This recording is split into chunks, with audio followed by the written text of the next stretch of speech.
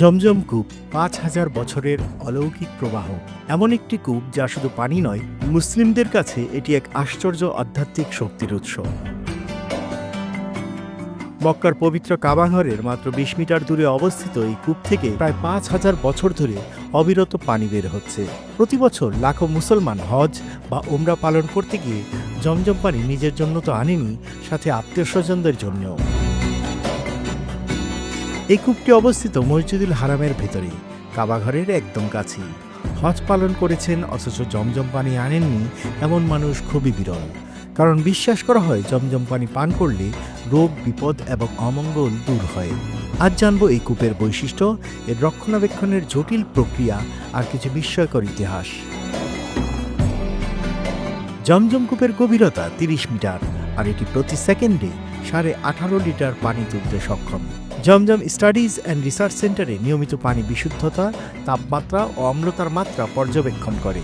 ২০১৩ সালে ৭০০ million Saudi Real ব্যয়ে কূপের উন্নয়ন প্রকল্প করা হয়। মসজিদুল হারামের ৫ কিলোমিটার দূরে কুদাই প্ল্যান্ট থেকে এই পানি পাইপলাইনে করে ফিল্টার করে সংরক্ষণ করা হয়। এমনকি প্রতিদিন ট্রাকে করে ৪ লাখ লিটার পর্যন্ত পানি সরবরাহ করা হয় মদিনার নবীর মসজিদেও। ইতিহাস বলছে এই কূপ একসময় ময়লা আবর্জনায় ঢেকে হারিয়ে গিয়েছিল। তখন ইসলামের নবী হযরত মুহাম্মদ সাল্লাল্লাহু আলাইহি ওয়াসাল্লামের দাদা আব্দুল মুত্তালিব স্বপ্নে জমজমের অবস্থান দেখেন। তবে তার বিনিময়ে তাকে সবচেয়ে প্রিয় সন্তানকে কোরবানি দেওয়ার কথা বলা হয়। পরবর্তীতে ১০০ উট কোরবানি দিয়ে জমজম কূপ আবিষ্কৃত হয় এবং শুরু হয় নতুন এক অধ্যায়। এই কাহিনী শুধু ইতিহাস নয়, বিশ্বাস আর ত্যাগের প্রতীক হয়ে উঠেছে মুসলিমদের মাঝে। সৌদি সরকার ২০১৭ সালে এই কূপের বড় সংস্কার করে। আজকের দিনে জমজম পানি জীবাণুমুক্তভাবে সংগ্রহ, সংরক্ষণ ও বিতরণ করা হয় আধুনিক প্রযুক্তির মাধ্যমে। দড়ি, বালতি দিয়ে পানি তোলার যুগ পেরিয়ে এখন রয়েছে অটোমেটেড সিস্টেম।